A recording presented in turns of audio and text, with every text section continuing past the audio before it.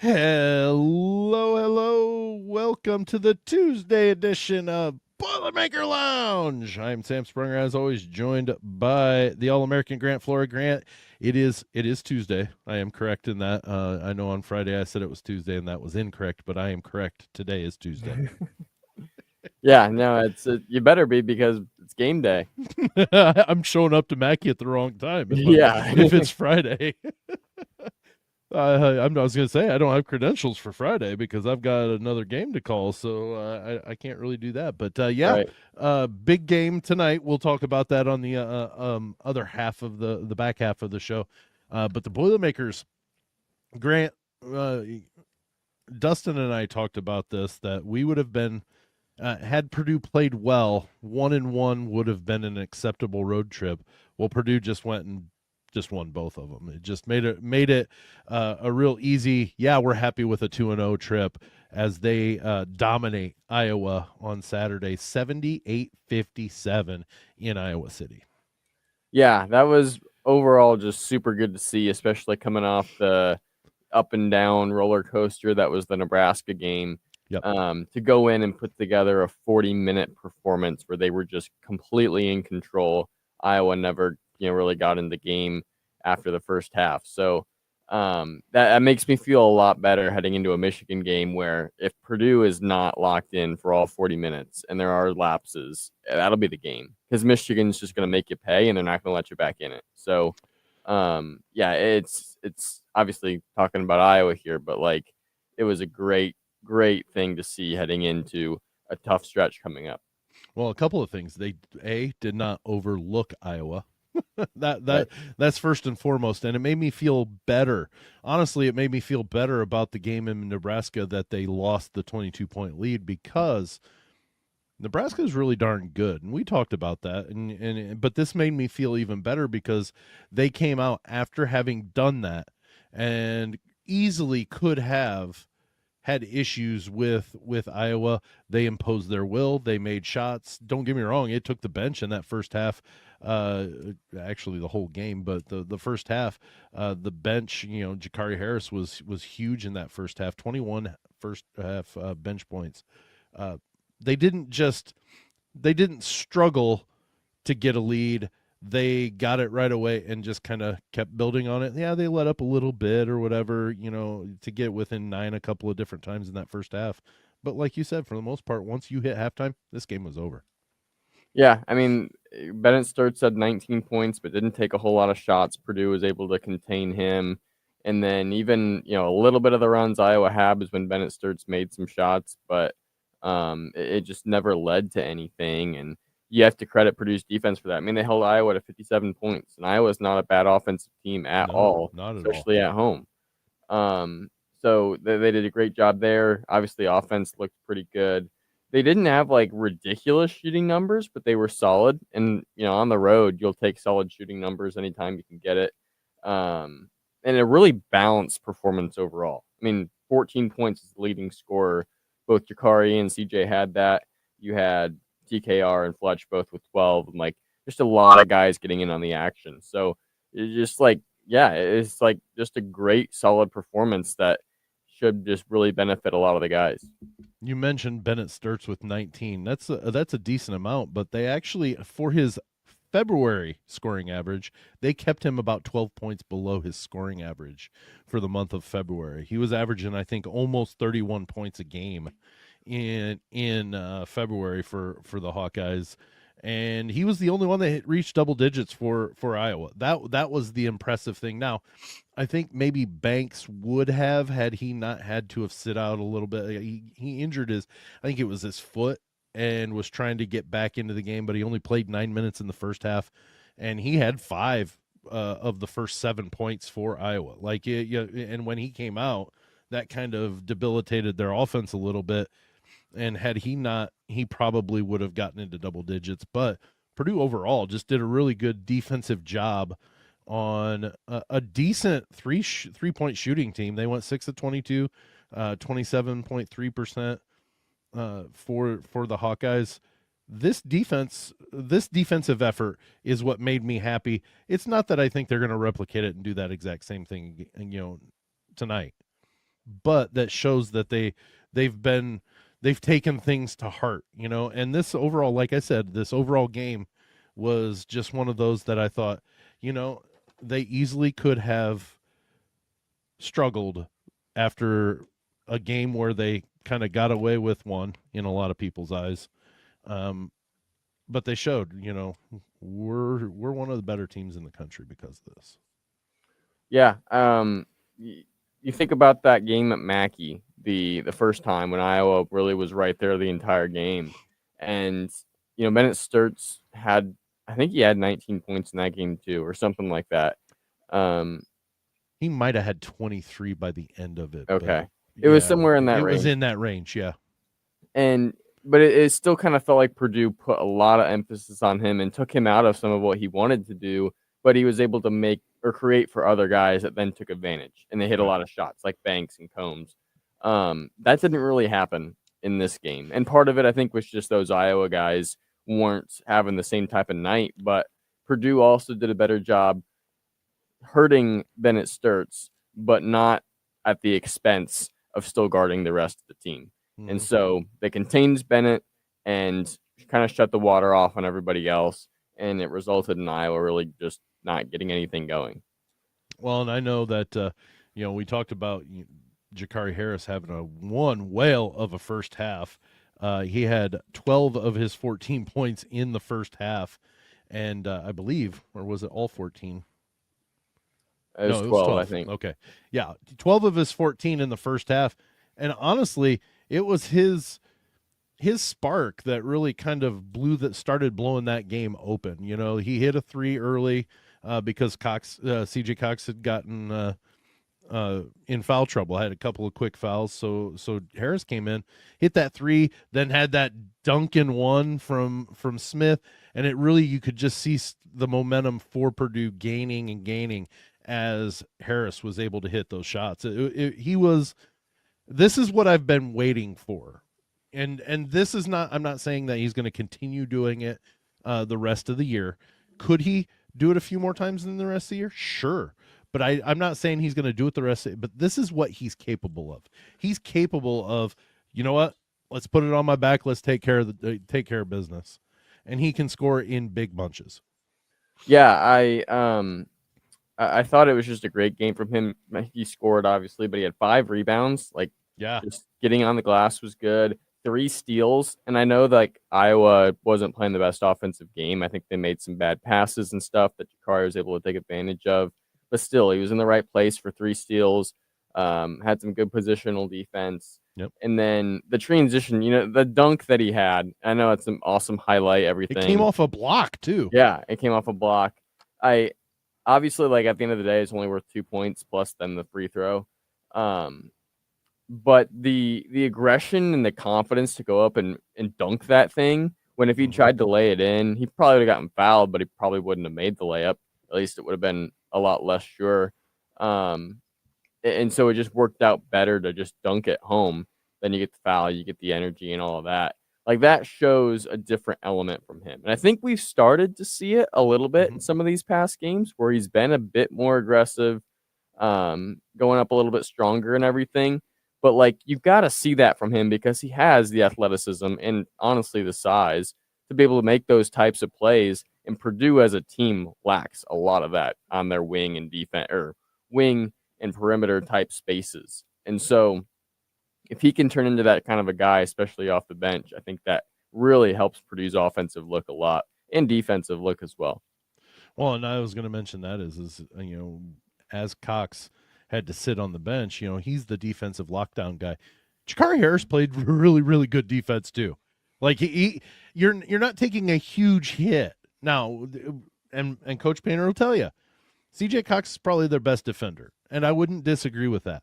But you're not taking as big of a step back as you think you might be by having to have Harris go in there. He plays a really good game of, at least let's say it this way. He played really well defensively on Saturday. And I think that's another thing is he's very capable of doing that as well. So, think about putting him and Cox in the lineup. And I'm thinking, next season, when they're expected to be probably starters at the same time. That's defensive lockdown potentially.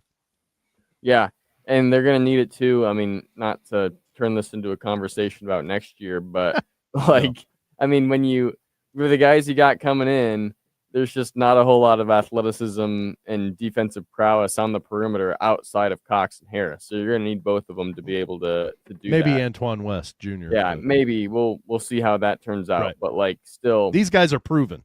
Mm-hmm.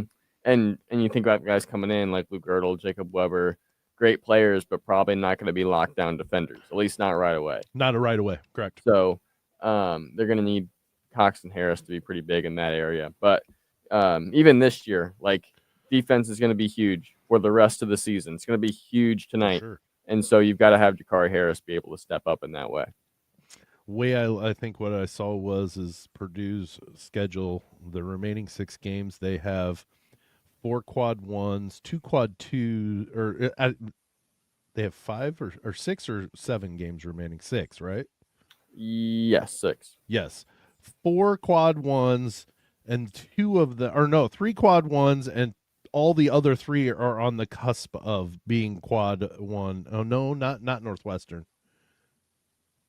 Yeah, I feel like all but Northwestern could be a quad 1. It's got to be 4 quad 1s, right? Michigan, Michigan State, still got Wisconsin. Those are all quad 1s. Indiana is not one. Oh, they dropped out. Yeah, I guess that. And Ohio State's barely off of it. I was going to say that one too. So, like, those are the 2, and Northwestern is not. But yeah, and that's what it is. Of the 6, 5 yeah. of them could be quad 1s by the time Purdue plays them. Yeah, which is just insane to think about. But yeah, you're gonna need the defense. You don't play a quad 1 game and need to lack in defense at all. That's gonna win your championships. But hey, you know what? I've lost count how many times this has happened. But Braden Smith, 12 assists on the evening. Iowa had 12 assists.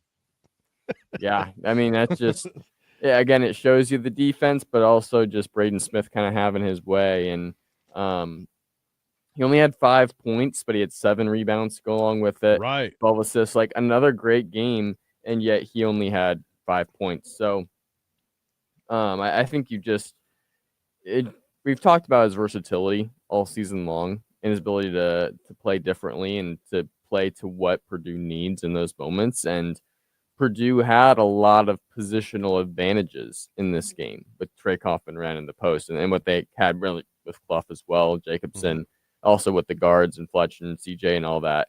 And so this is a great game for him to be a distributor because he could go at it himself and just try and take that one position advantage, which would have worked probably, or you can just make it easier for 4 other positions to have their advantages and take advantage of those. So he chose the latter, which I think is definitely the right decision for this matchup. And yeah, 12 assists, getting them kind of back on track with the record, like just another Braden Smith game.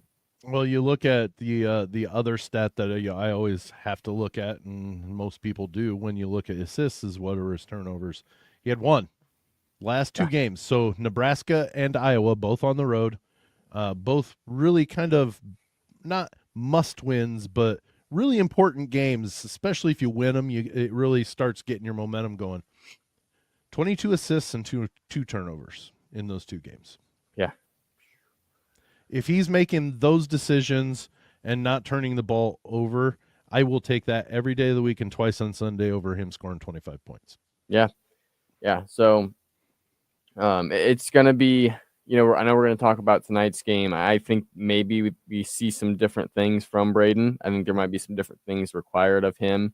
But I think most nights, like, this type of performance tends to be better off. So just something to keep watching for, something to keep kind of thinking about as we preview some of these games. But like, this is kind of the typical Braden Smith we've come to expect. And it's crazy that we can say that when it's this good of a performance on a nightly basis.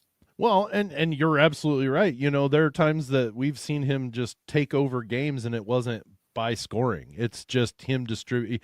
He becomes the best player on the floor And it's not because he's out there scoring 20 points. It's because he's finding people to score 30, and it's just it's a different type of thing, which is why we're on, what is it, the assist watch, Hurley watch, I guess we could call it.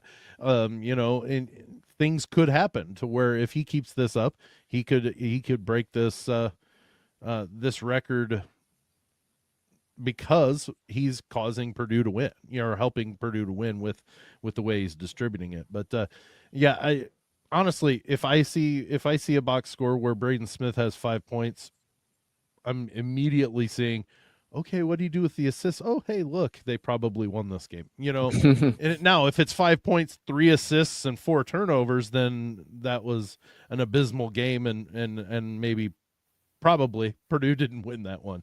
But it is amazing that we're accustomed to this being, that's just Braden being Braden. That's what we've grown accustomed to the last 4 years. Yeah, I mean, he literally takes players out of games, shuts down entire defenses, and he scores 2 baskets the entire game. Like, Yep. that's so special. Like, you think back to what he did against Houston in the NCAA tournament last year.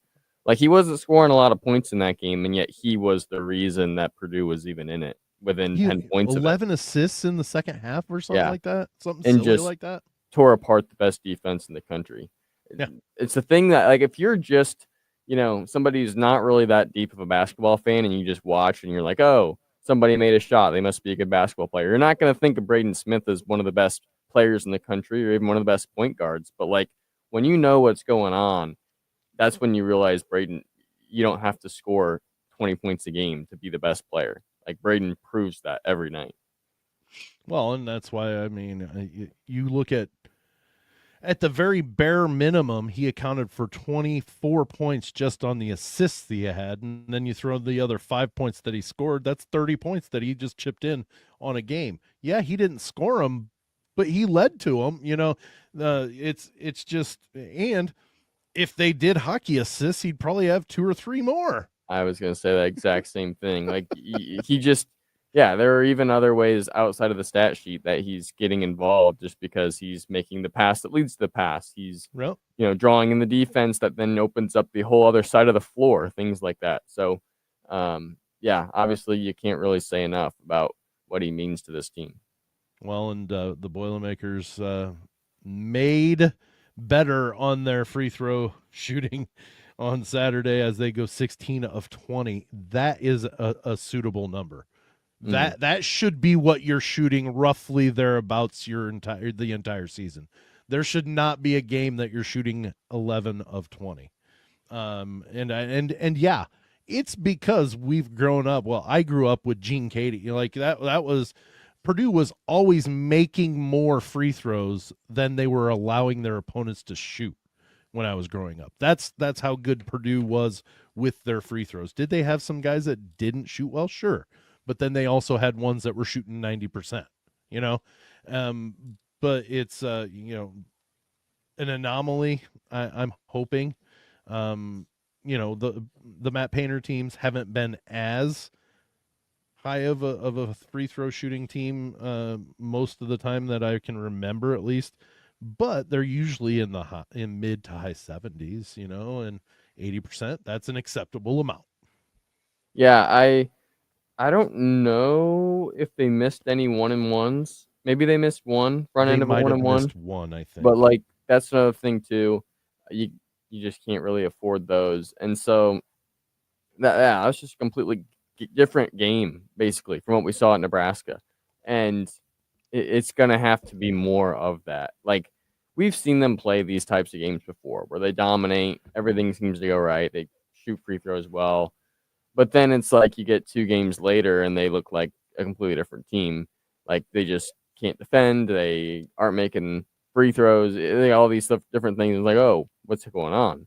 We got to see them string together some of these performances where they can really build up some momentum and to the point where we can count on a 16 of 20 free throw game 9 times out of 10. Or, that might be a little ambitious, but you know what I'm trying to say. 70 to 75%, you're expected to have that. You're not, you're shocked and appalled by an 11 for 20. Right. Yeah. Well, this was a very welcome uh, treat of a game for me to be able to. We have a group of friends that go out for Valentine's Day. Well, and it just happened that it fell on Valentine's Day this year, and so I was sitting at the table with 30 people or 20 people around us. I'm watching the game on my phone, like the Statcast. I'm like, well, sorry, but that it made it a lot less heavy on the heart and make my heart race, with Purdue getting out to at one point 27 points at 58-31 there in the second half. But they only trailed for 16 seconds of the game. And they led for 38 minutes and 25 seconds. So there was a little bit of time they were tied during the game, but only 5 turnovers for the Boilermakers on Saturday. That is going to be paramount and huge as we get into this Michigan preview. Yeah, I think Purdue's been doing a better job with turnovers these last several games. Like, that's one of the things that hasn't been much of an issue, which is pretty important because it has been in the past, not just past the season, but past years, like where they've turned the ball over quite a bit. But you are absolutely right. Like, as you look ahead to a team like Michigan that thrives in transition and off live ball turnovers, like, that's the kind of thing that'll kill you. Even if you have, 7 or 8 turnovers doesn't sound like a lot, and usually that's not the end of the world. But if there are 7 or 8 live ball turnovers that turn into points, then just like that, it feels more like 14 or 15 turnovers, and we'll have that same type of damage. Well, I'm looking at the points off of turnovers. Iowa had 4 points off of the 5 turnovers, so that means they weren't detrimental. That means they weren't getting into transition. They weren't, making a fast break to where, it was really hard to defend. Michigan will do that. If they, especially if they can force a steal to make the turnover, which is where they kind of thrive too. Let's wrap this up in 78-57 final score. Purdue improves to 11-3 in the Big Ten, and tonight 6:30 p.m. on Peacock, the 7th-ranked Boilermakers host the number 1 team in the country, the Michigan Wolverines. Grant, we talked a little bit about it. The turnovers are going to be paramount, but let's delve a little deeper into this. Yeah. Oh man, it's going to be. Almost don't know where to start here, but this is going to be a pretty big matchup. It's Purdue, I think, is in one of those positions where it should be a close game, but if they don't play like the way they did against Iowa, where you have a good, complete 40-minute performance, where you're not turning the ball over ridiculously, you're not having major defensive lapses, you're hitting shots, like that's what it's going to take just to be in this game and have a chance to win against Michigan. Mm-hmm. If those things don't happen, I can see Michigan winning this double figures easily. On the flip side, I don't see Purdue. Wrong. I don't really see Purdue winning that easily. And like, it's not going to be like last year. It's just not. Michigan's too solid, too good, unless there's just a very uncharacteristic performance from Michigan in the sense that they just aren't themselves. I don't see that happening.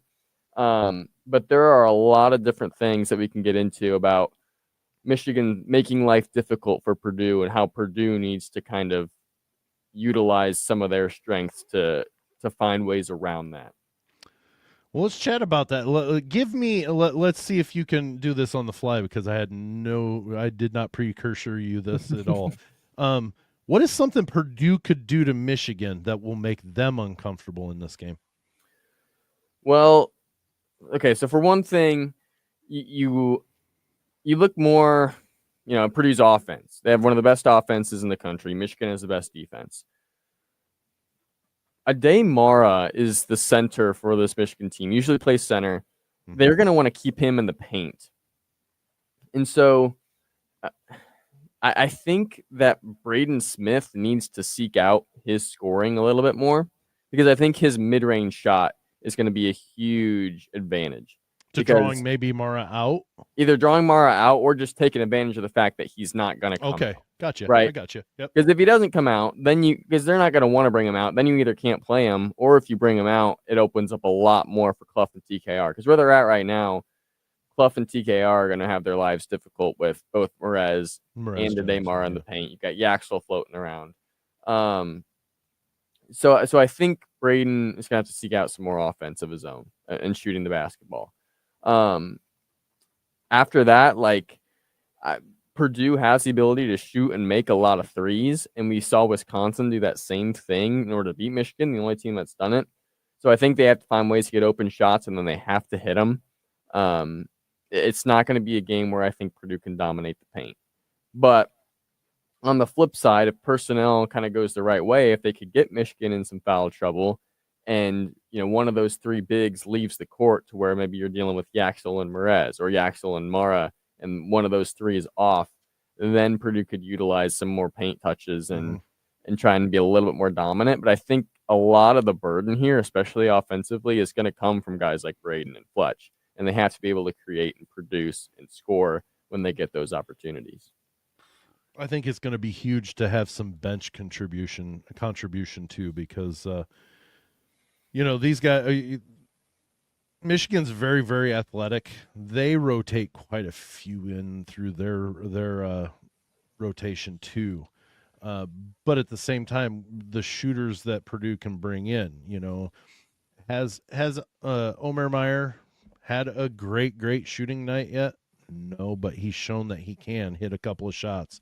If he's coming in for a few minutes to give, Braden Smith, I don't know that Braden comes off the court unless he absolutely has to tonight. I just don't know. But when Omer comes in, if he can hit a shot or two, to just while he's giving somebody a breather, to not have that be a huge drop off, because there's been games where Purdue's been, heavy starter reliant, and this is a game I think really honestly they've got to have some even contribute. Now I understand that the starters are going to score more because they are the starters. They play more minutes, but at the same time, I say even as in we need an Iowa style of contribution. I think from the bench against Michigan to make Michigan just be uncomfortable about the fact that we don't have any layoff. Like once they rotate somebody back in, they're shooting the lights out too. I think this is going to take this is going to be an Illinois style score, I think. But Purdue's got to be hitting shots. They've got to have an Illinois style of a game, even though they lost that game. Yeah, if Purdue isn't making shots, I don't think there's a world where they can just scrap out a win here. I don't know. I don't think anybody can scrap out a win when they're not on against Michigan. Yeah, unless Michigan, like I said, is just having an otherworldly, performance that's just not at all like what they normally do. There's always that, factor, but you would never expect that. So, but you're right. Like if Purdue's bench isn't contributing, Purdue's going to get worn down. And that's not something you would normally say about this team, but Michigan is just so deep. They're so balanced. Like they have 9 guys that average between 14 and 28 minutes a game. Yeah. And they have 7 guys that average between 19 and 28. So like they're just bringing these guys in. They produce because you have 8 guys that average between 7.6 and 14.4 points a game. So like they have all these guys that can go off in different areas. And if Purdue's bench guys aren't playable and you're going to have 4 to 5 Purdue starters playing about 30 or more minutes, like by the time we get to 5 to 10 minutes left in this game, Michigan's going to start to have that advantage of fatigue, energy. Like I'm not saying Purdue's going to get tired to the point where they just can't play, but Michigan will just have so much more pop that when they already have the size, they already have the athleticism, it makes your life really difficult. And like we've said, Purdue has to be there for 40 minutes. This isn't something where they can have a 5-minute lapse and expect to still have a shot in this game.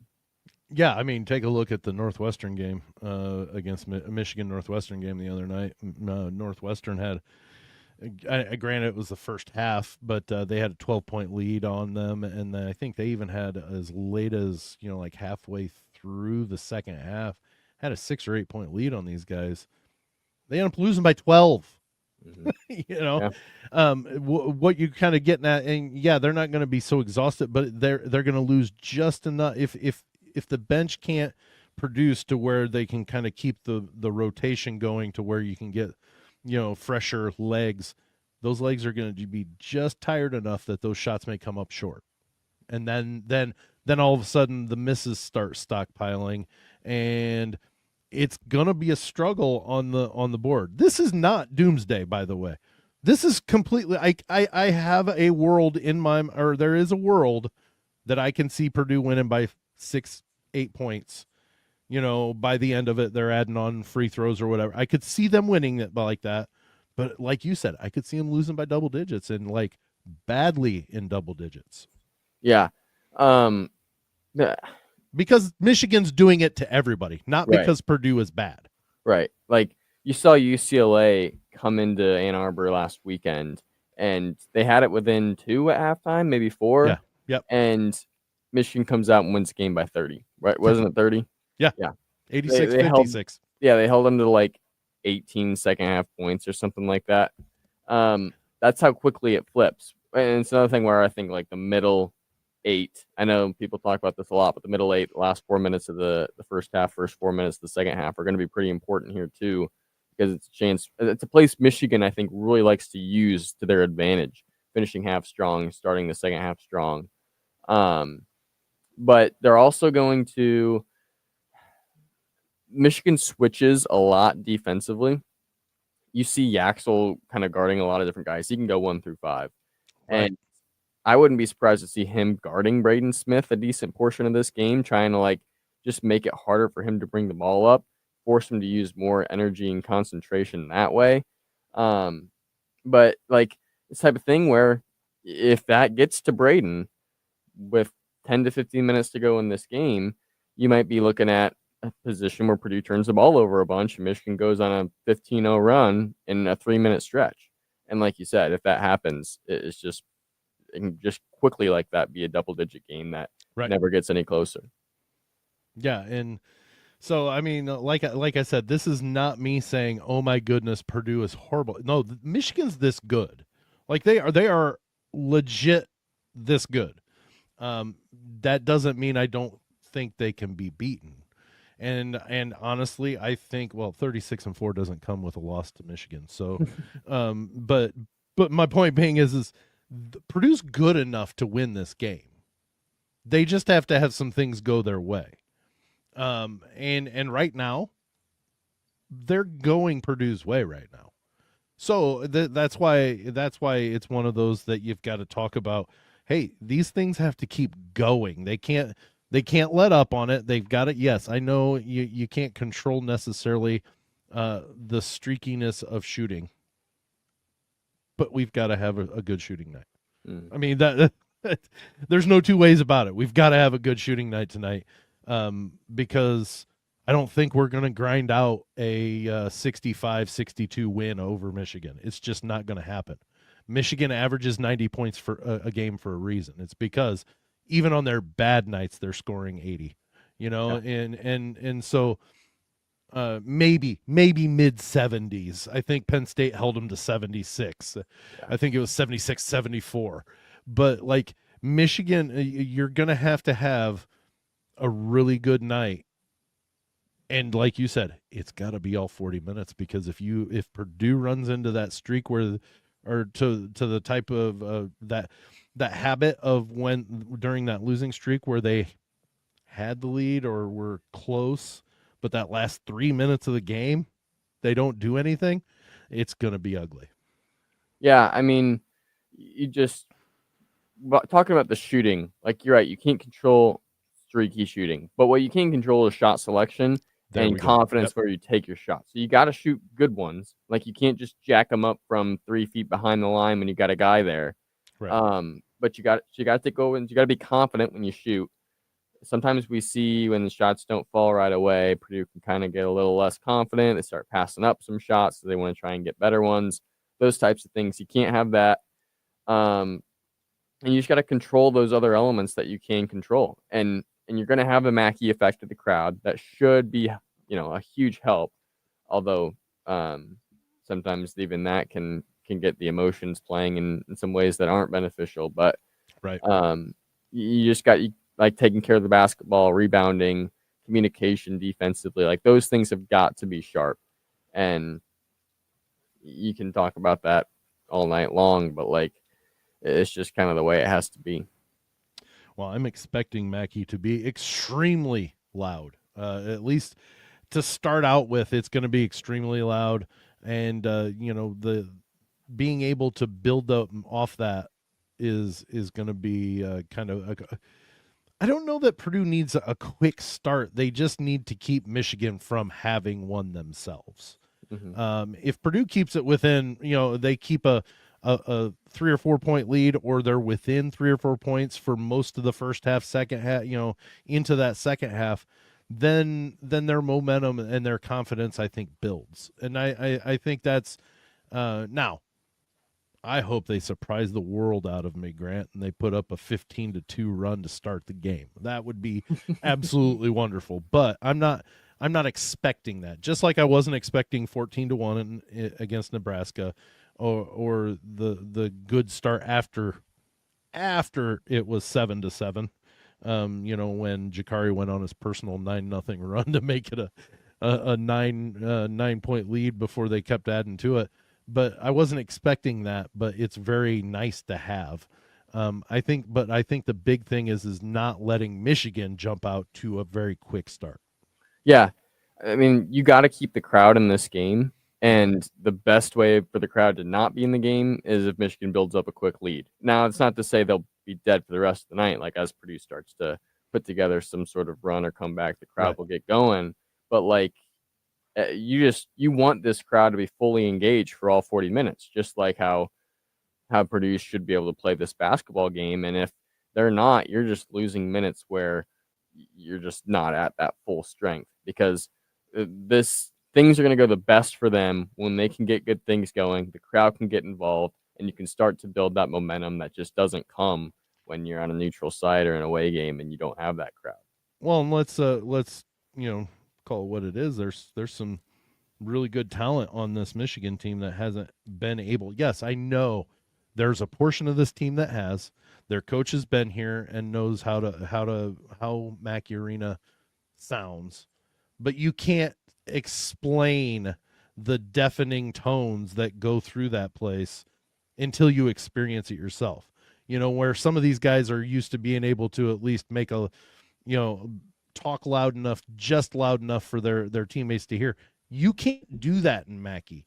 I mean, there were some times the last time I was against Oregon of all teams, there were times that crowd got up to 114. Person sitting next to me had to lean over and get within an inch just to say something into their ear. That is disruptive. And I think that is a key component to that home court advantage. Is not everywhere you go gets that loud and gets that disruptive and gets that into your brain while you're trying to operate, that it can be just disruptive enough that it can be a huge advantage. Yeah, I mean, even the guys that have played in Mackey haven't had much success there. Like, right. Yaxel never has, but Merez was with Illinois. They didn't win there when he was there.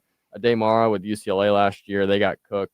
Like, Burnett, Gale, they both were with Michigan last year, and they got destroyed. Cheddar.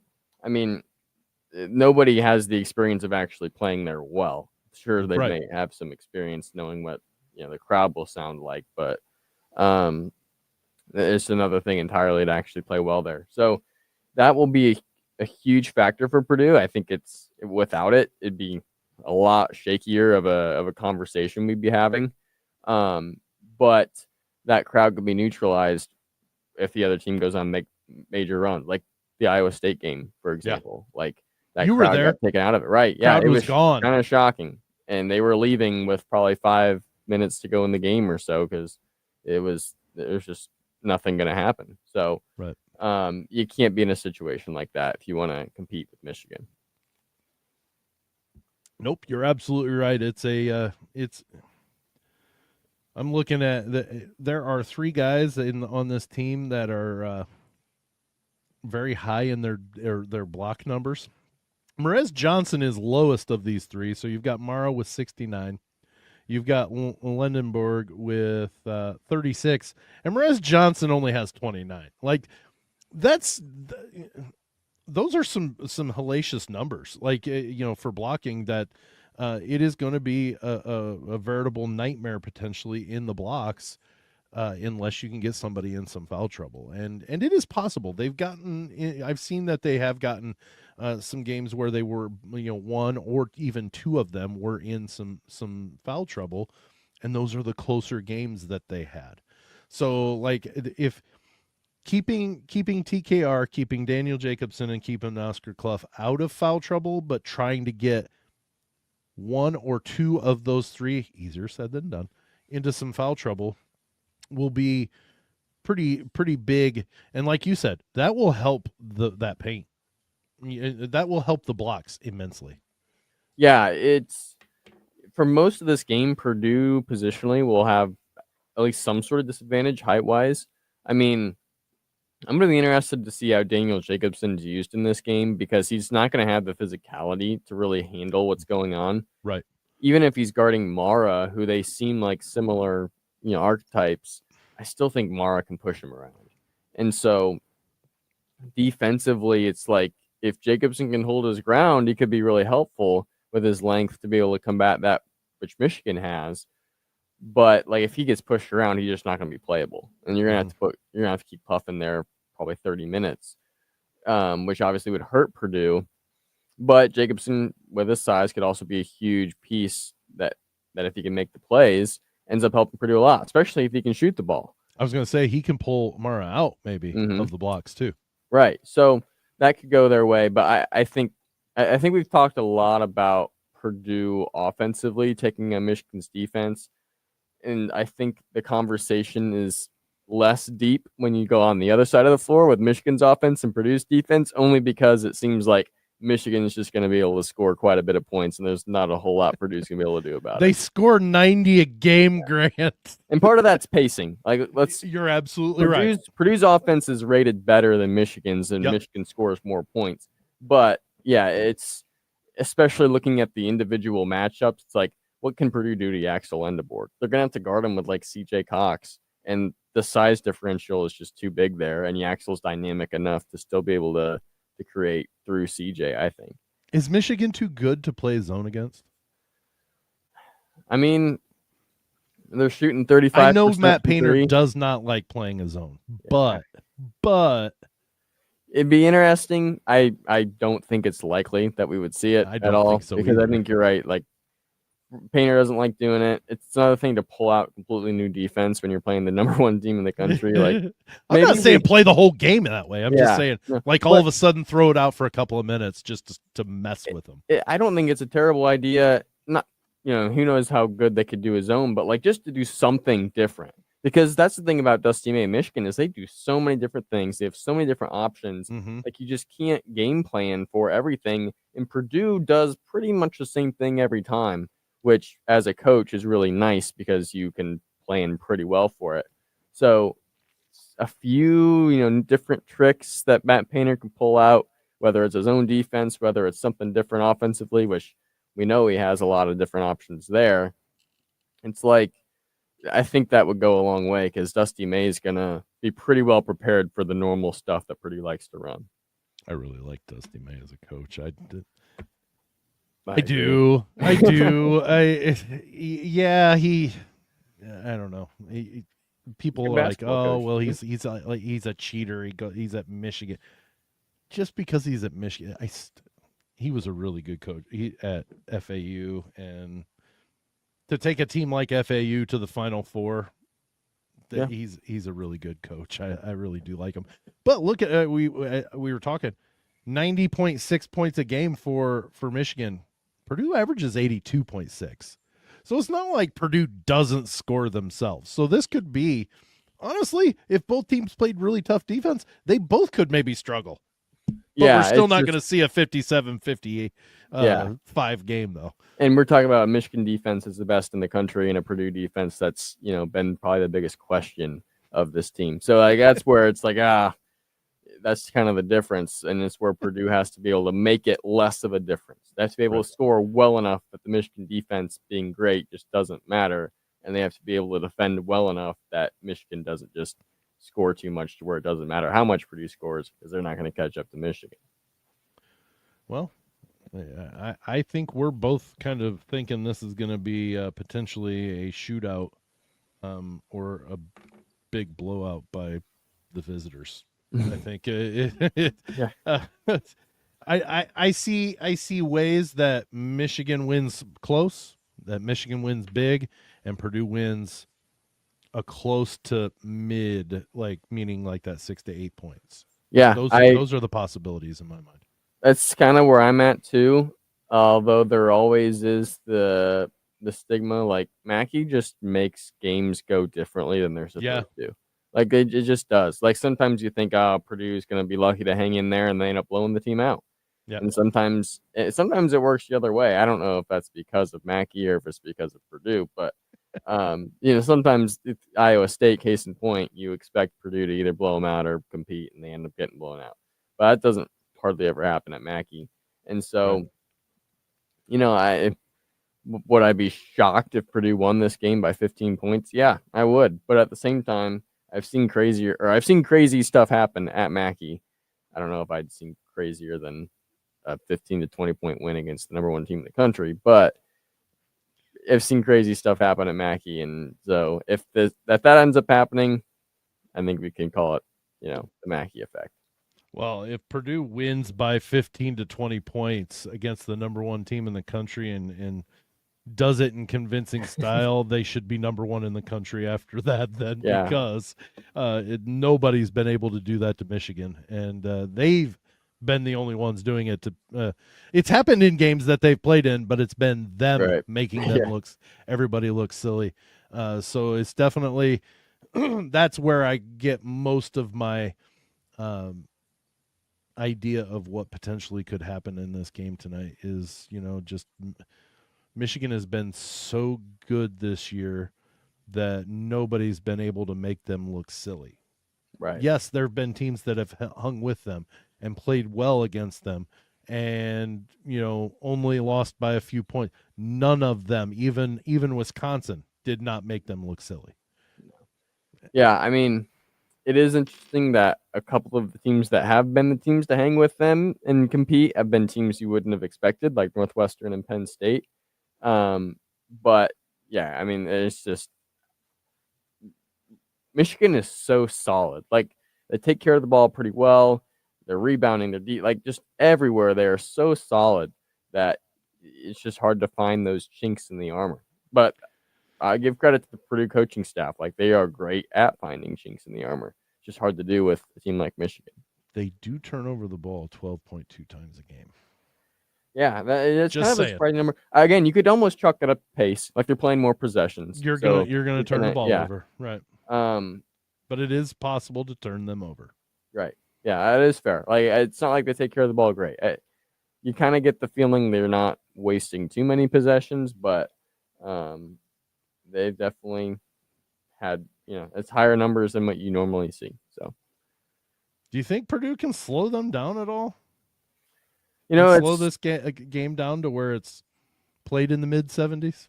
It's easier to slow a game down than speed it up, and I think it depends how well Purdue takes care of the basketball and shoots, to be honest, because that's where Michigan's going to get their transition opportunities. That's true. Is turnovers and misses that turn into fast break opportunities. So if Purdue shoots a high percentage, they take care of the basketball, those opportunities are less, and so therefore it's probably going to slow the game down more.